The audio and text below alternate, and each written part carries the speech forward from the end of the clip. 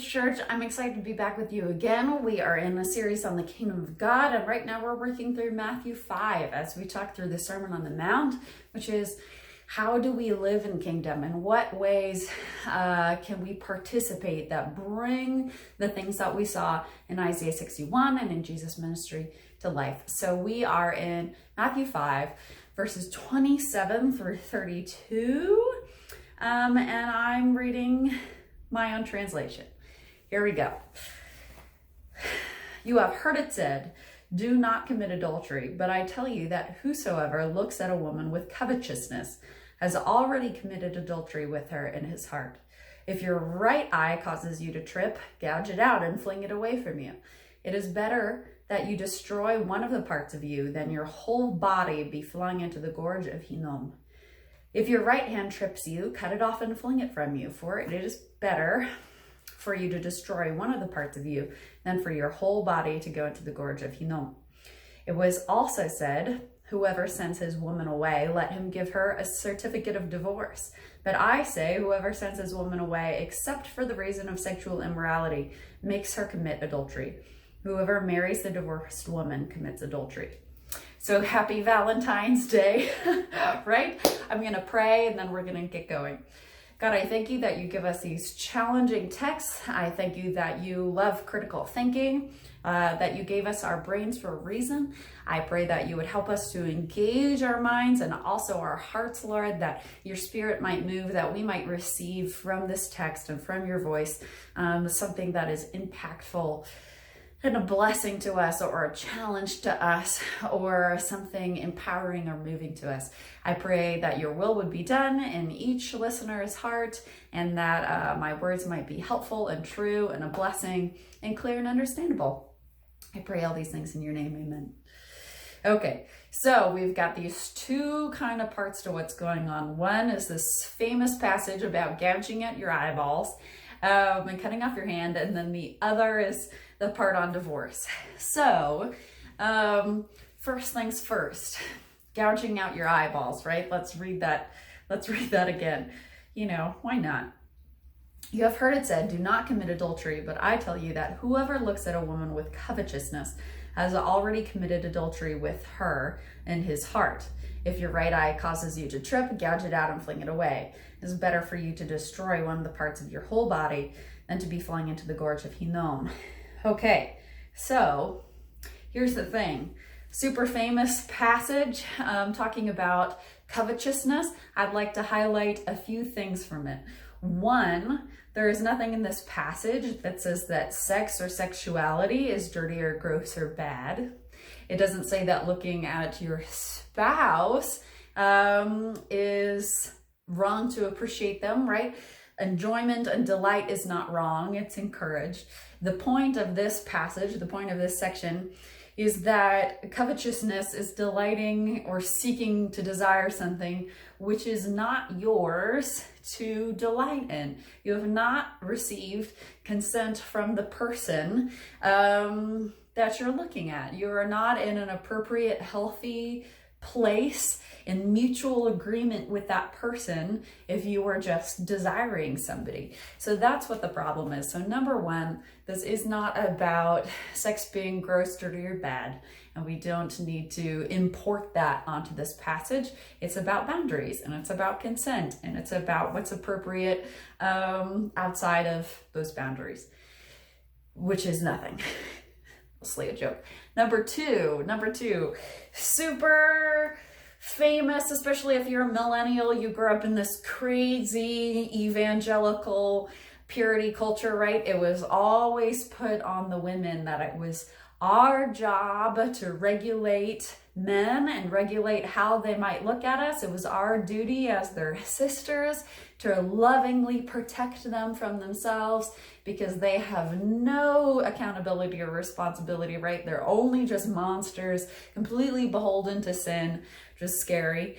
And so it's our job to never wear tank tops, fill in all the blanks, etc. That's the opposite of what Jesus says, right? Jesus puts all the responsibility in the viewer in the situation, on their accountability in their own choice, their own ability to control themselves, their own ability to be aware of their desires and direct them elsewhere. Jesus, not one word in here has anything to do with regulating what the women are doing. And if the men are not able, of course, this can go beyond that gender dichotomy, but if the men in this narrative are struggling, Jesus has very harsh words for them, right? We're going to get more into that later, but it's not about go and tell that woman that she's in sin by desiring, obviously, clearly wanting you to look at her, and you need to address that or get someone else to tell her to cover up. That's not in there. So chuck that out the window with a giant trebuchet. Number 3, there are things in the text that say what women should be dressing, the way that women should be the way that women should be dressing is addressed in the text, and it's not things that we culturally follow. It says that we shouldn't be wearing jewelry, and we shouldn't be wearing braids, and we shouldn't be wearing anything that shows off wealth, and we should have a head covering. So if anyone approaches you ever and tells you that you are not dressed appropriately, you can always refer to those rules and start a very interesting conversation. That's my invitation to you. Have fun. But okay, now down to what it actually says, right? That's kind of what it doesn't say, but what does this actually say? Jesus says, if there is something that is getting in the way of you being able to love someone appropriately, right? We're supposed to be bringing light. We're supposed to be ruling. We're supposed to be being priests, a kingdom of priests, blessing and kneeling and serving and humility, helping prisoners go free and come into their power, binding up the brokenhearted. This is all part of our mission of what it looks like to bring God's kingdom to earth. And Jesus says that if there's something getting in the way of you doing that, in the way of you seeing a person as another person rather than as an object, stop, right? He doesn't say, well, we're all human and, do your best. And well, just culturally, that's really hard right now. And there's grace for that. There is grace. I'm not saying there's none, but Jesus's approach to things that get in the way of our ability to put on the character of God to people, to display Jesus in ourselves through the Spirit, is to stop doing whatever stops that. There's an obstacle, get rid of it, period. It does not give wiggle room. We're all about creating space for people when they're struggling with things and welcoming people, and that's still a big part of our identity. But we don't want to soften the words of Jesus. Here, he is saying if someone is objectifying another person, not seeing them as a person, but going outside of the lines of boundary and consent and objectifying them, stop it. That is not appropriate. Up to cutting off your hand, because it's better that you do that than, like we talked last week, accidentally sacrificing human sacrifice to the false god. That was in the Gorge of Hinnom, Moloch. Go back and watch that sermon if you don't know what I'm talking about.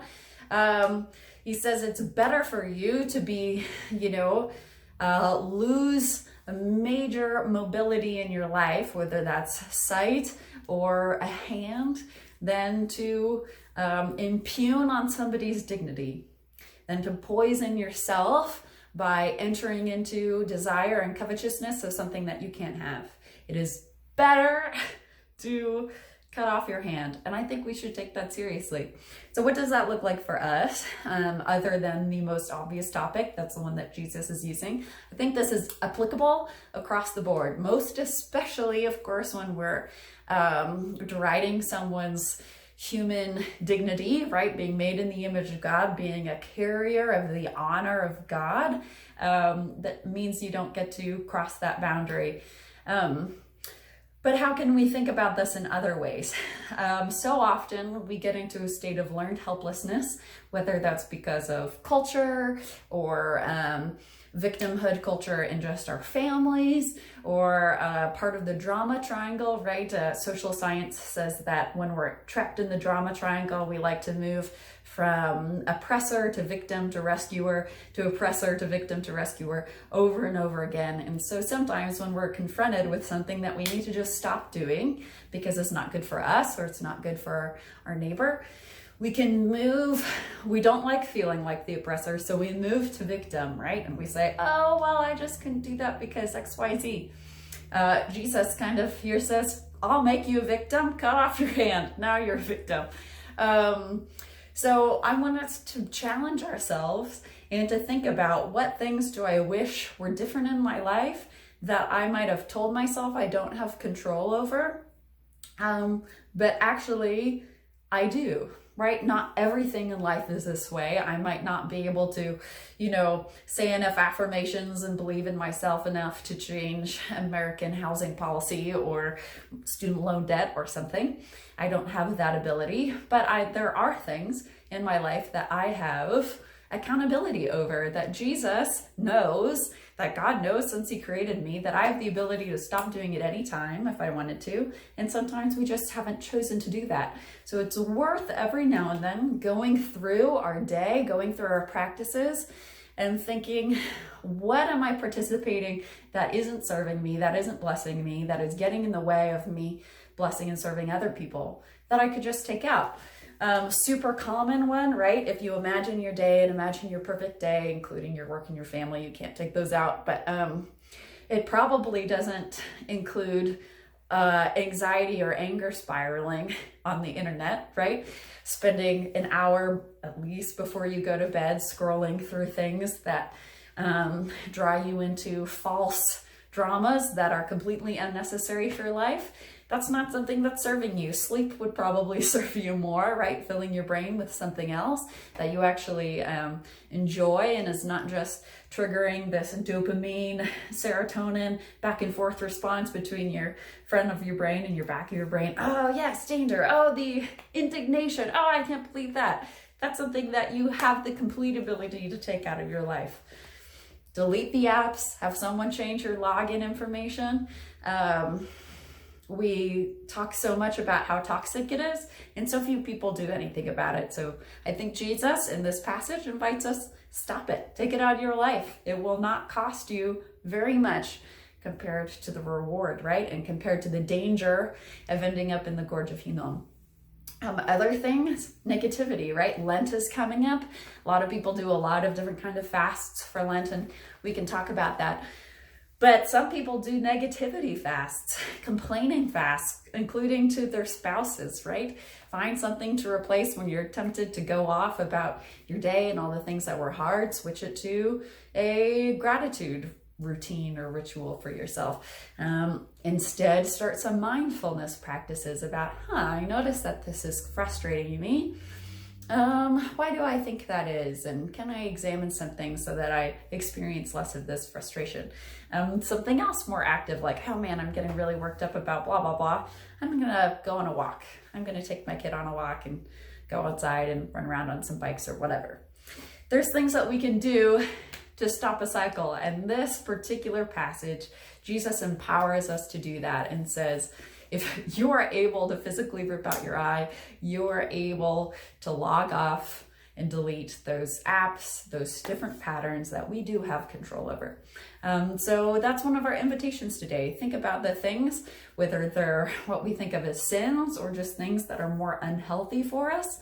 Figure out what we can dump out of our lives, and imagine what a full, flourishing, whole life looks for you, a day in a full, flourishing life in which you are doing things that are meaningful and joyous for you, and intentional, and figuring out what things don't align with that, and then chucking them out the window. Also in a trebuchet day. Okay, now we get to the stuff on divorce. Thank you for waiting with bated breath if this is a particularly sensitive issue for you. I am aware that as I am not a divorced person, I am not the primary person who has the most life experience speaking about this, but we're gonna do it. And I hope that it is helpful and comforting and brings some understanding for us. Just know that I'm mindful that this is a topic that is very real for many people. All right, so let's read it again. It is also said, whoever sends his woman away, let him give her a certificate of divorce. But I say, whoever sends his woman away, except for the reason of sexual immorality, makes her to commit adultery. Whoever marries the divorced woman commits adultery. Okay, so very first little note is that's the word porneia for sexual immorality, which is a super generalized term. A lot of the translations change that to adultery because they're trying to be more specific, I guess, and they don't want it to all apply all the things that are contained in sexual immorality. But that's what Jesus talks about. So what I'm going to do, the way I'm going to hopefully bring some light, bring some understanding to this passage, is I'm going to talk about Jesus's cultural context in which he's saying this, and hopefully it'll illuminate the values, the character of God that he is bringing to this particular situation. It's also just good for us in general to have awareness that we are not people who have chosen to take on literally all of the commandments of the New Testament, specifically of to be things that we do, right? Sometimes certain postures of certain denominations, certain theologies hold that we take every line of scripture as authoritative and we do it. And like I said earlier, then how come all of we women aren't wearing head coverings? And how come we have braids? And how come we have pearls? And how come we have jewelry? That doesn't line up, right? So it's always good to be aware that we are all bringing our own cultural interpretations. And we need to know that we do take some things to be exact and continues throughout all time, and some things we take to be a cultural moment. A lot of Paul, right? It's life-giving. He was being life-giving for the time that he was in.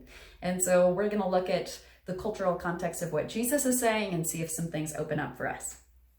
Okay, so first, divorce in the Jewish world, and then we're going to do divorce in the Roman world. So in the Jewish world, at this particular time, the certificate of divorce that is mentioned is called a get, G-E-T, when it's transliterated. And a get, even still true in Orthodox culture now, is something that only a man can give a woman. In Jewish culture, Orthodox still today present, a woman cannot obtain a get from a man. Period. If a man is abusive, she can't leave without getting this piece of paper from him. It's not even, from a rabbi who's mediating. He, the husband, is the one who has to release her from the marriage. Obviously, this is hugely problematic. It's a major justice issue in Jewish society. So immediately we can see Jesus speaking into that. He's not saying, haha, guess what? You're stuck for life. Doesn't matter what your husband is doing or what you're doing. Sorry, guess you shouldn't have gotten married to this person. He doesn't say that, right? Things evolve and change over time. People's behavior changes. People change. Sometimes there's things that you did not see at first that are abusive, and then they come on out. And so Jesus here is making room beyond what was the norm at that time. You could divorce a woman, a man could divorce a woman for any reason. A woman can't get a divorce, but men, Hillel, who's the rabbi that usually we're such on the team of, says that a man can divorce a woman even if she's just burned some bread. This is not, some people try to find something redemptive in that. I'm more sketchy about doing that because all through like the medieval era, it was still considered rabbinically to be appropriate to beat your wife so that she learns a lesson. So I would like to call evil evil, and violence against women is evil, and not giving women a way and a place to leave an abusive situation in an upright way, which means, in a way in which she can hold her head up, not like there's some bad way to flee abuse. If you're in an abusive situation, please flee and tell someone and get help. But they did not have a way for women to do that. So here, Jesus, in a gender equitable way, is saying that there is a reason that you can leave a divorce. So he's opening this door that was closed for women, and he's also closing a door that had been opened for men to be able to say whatever they wanted. Right? Oh, her cooking wasn't good. Bye. Jesus is closing that because that's also tremendously abusive, right? Women don't have rights. Women don't have property. That's a little bit of an exaggeration, but they don't have a lot of resources. So getting divorced is a huge deal in their culture. So Jesus says, nope, not that much, not for all those reasons. Here's one reason where it's okay. But let's look at the Roman side and see if that opens up some other, some more illumination. So there's 3 kinds of Roman marriage. There's lots of different genders. There's lots of different classes of people in Rome. And there's 3 different kinds of marriage for 3 different kinds of classes of people. The first one is called conferatio.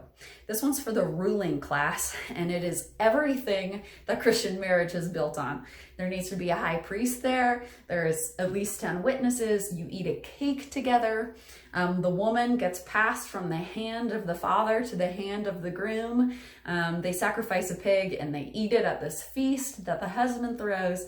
And then the only thing that we don't do really is a woman dedicates herself to the new household gods.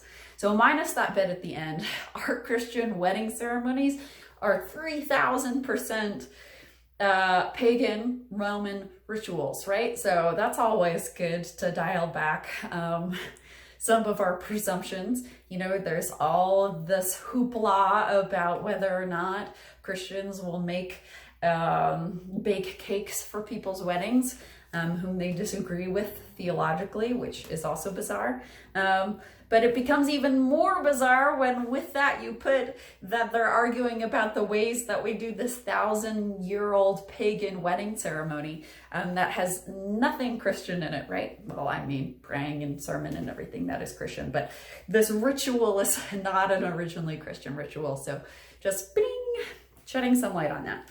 Okay, we can get over ourselves, I think. So in this kind of marriage, the woman is transferred from the jurisdiction of the man to the jurisdiction of the husband. Sounds familiar in some of our patriarchal, little bit more aggressive, dominative Christian traditions, right? So they're borrowing that from the Romans, not from the Christians. Okay, in this setting, divorce is non-existent to extremely rare. Our records of divorce out of conferatio, this first part, is extremely unusual. It's not something that happens. So again, Jesus is opening this door that wasn't there before. Coemptio, I'm not the best Italian pronunciator. That's not a word either. So I'm not that great at English either. But the second kind of Roman marriage really just means purchase. And this is for a lower down class of society, but this is kind of what we think of at the time. You bring your dowry and it's kind of your purchase cost that you give to the husband for taking care of you. You only need 5 witnesses. Sorry, that's the daily alarm to let the farmers know what time it is. I'm getting used to this rural community. Okay, so you bring 5 witnesses. You and your possessions now belong to your husband. Your name is changed to whatever the feminine version of his name is. So I would be Georgia. We have a vestige of this on our wedding, in some of our wedding traditions, right? We'll say, now introducing Mr. and Mrs. George Fricks, right? That would be normative often. We probably said it at mine. I don't remember. It was nearly 9 years ago. But in this version, you can divorce at any time. Fascinating. You just take your dowry, which wasn't money, so it wouldn't have been spent by the household. It would be things like your mirrors, right? It would be the possessions that you need as a woman in their society. So you just pack up your stuff and you take off, walk back to your dad's house and arrange your purchase to somebody else. So into that space, Jesus is also speaking, but we're going to do the third piece and then talk about that. So the last one is called usus, and it's also for commoners, or the lowest level. And this one's fascinating. This is cohabitation. You just move in together. And if you've been together for a year, even if you have no ceremony involved, legally, you're married after a year. You don't have to have a priest there. You don't have to have vows. You don't have to have possession transfer. Just live together, and after a year, you're legally married with all the rights, legal things that come with that. If you want to, if you're curious, by the way, if you wanted to move in with someone and be roommates but not get married, all you have to do is at the end of the year, you take 3 days and 3 nights where you don't stay in the house. And then it's like, oh, well, if they were married, they wouldn't be apart for that long. And you stay legally not married. Fascinating. But also in that situation, you can just leave. And now you're legally no longer married, and you can go off and gallop around and do whatever. So into this context, Jesus is also breathing life because, again, similarly to what we talked about in the Jewish side of things, for that top layer of marriage, that's pretty trapping, right? You can't leave your husband no matter what. That's very dangerous for women. The domestic violence statistics are completely out of control during the pandemic, and because of the pandemic and because of the evil nature of human beings. So that's not a form of justice to say there's no way that you can leave. So there Jesus is opening the door more to say that's not right. Women should be able to leave. But for the other two, can you imagine, maybe you can, maybe you can't, but how emotionally damaging and difficult it would be. You enter into this marriage and you feel that this is going to be forever, right? Nobody gets married thinking that they're going to get divorced unless they have some niggling worries and intuitions. They go into the marriage thinking that it's going to be forever and that it's happily ever after, with challenges and obstacles, but it's their intention to stay together. And you enter into that way with such a gravity to this vow that you're making, right? And so if you wake up and your spouse is just gone, and they're often marry someone the next day, the immense feeling of, wait, no, I'm still married to this person. I'm still united with this person. I've done my whole life with this person, and now they're just gone, is intensely painful and intensely challenging and traumatic, and something that shapes you for the rest of your life if at any point in time your marriage can just be done. You know, there's something, divorce in this country can be very difficult to carry out depending on what state you live in, and a bunch of appointments and lawyers and judges are involved, paperwork, but at least is creating a ritual so that when a divorced person gets through to the other side, they have completed the task. They are free from their covenant that they had entered into previously, and they have this whole process to go through so that when they're done, it feels like, okay, we're done. We check the boxes. This system, in which it's done whenever, does not honor that. It doesn't honor the commitment that people make to each other, the fact that spirits do become one after they've spent such every day in and day out together.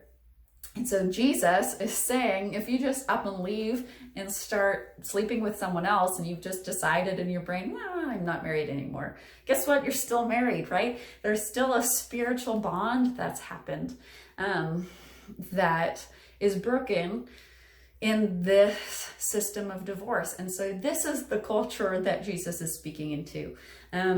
The way that I read it, the way that I choose to understand it, is that's what Jesus is putting on display. He's speaking against abuse, of being able to kick out women whenever you feel like it. He's speaking against dishonoring this massive commitment of the heart of the other person, by putting some boundaries around marriage, but opening it up in other ways as well for women to also have rights.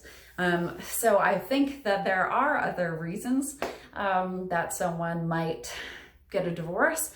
And of course, even if there is sexual immorality, that doesn't mean there always has to be a divorce, right? So it's much more gray and complicated than if we just take this one line of what Jesus is saying, and we don't have any of the culture, and we're not looking for the heart of God, and we just slap it on people. That can be used really abusively as well, right? As a weapon. Divorce is a grace. It can be a manifestation of grace in people's lives. And so we see that, and we create room for that, and we seek to see Jesus entering into his culture and speaking very particularly to it.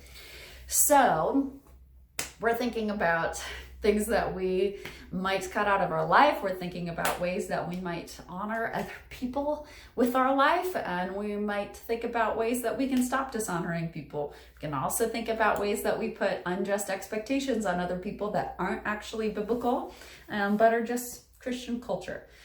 So I'm going to pray into those things. Have a wonderful Valentine's Day, or don't, because capitalism and consumerism and all the rest. So have a wonderful week either way.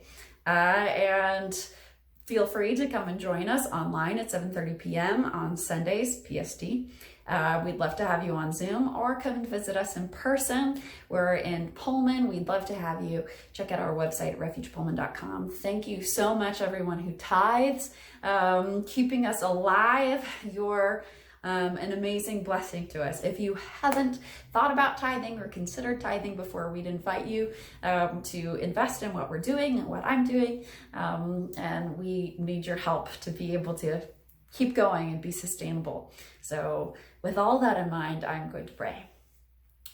God, I thank you that you are aware of our culture. You are speaking life to the people that you are at the time. I pray that we would have wisdom when we look at your words. I pray that we would have grace when we look at your words. I pray that we wouldn't just be lazy, and when something seems problematic, say, oh, well, moving on, guess Jesus wasn't that enlightened.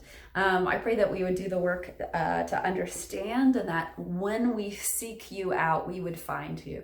I pray for this teaching on being willing to cut out big parts of our life, even when it costs us, Lord.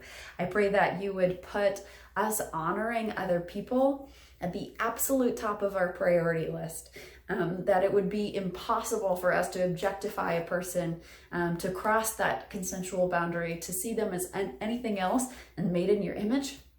And I pray that if there's things getting in the way of that, whether that's different habits that we have, whether that's different mindsets that we have, whether that's different apps or websites or news that we follow, I pray that you would give us the discernment and the courage and the joy to flush all it down the toilet, to see where we can be empowered, where we might have been accepting a belief that isn't true about ourselves, that we don't have the power, when you have given us your spirit, that we might be free from things that hold us back from living fully in kingdom.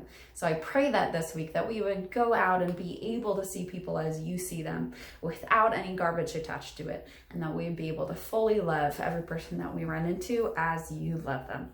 I pray all of this in the name of Jesus. Amen. All right, guys, have a wonderful week. It's good to see you. Bye.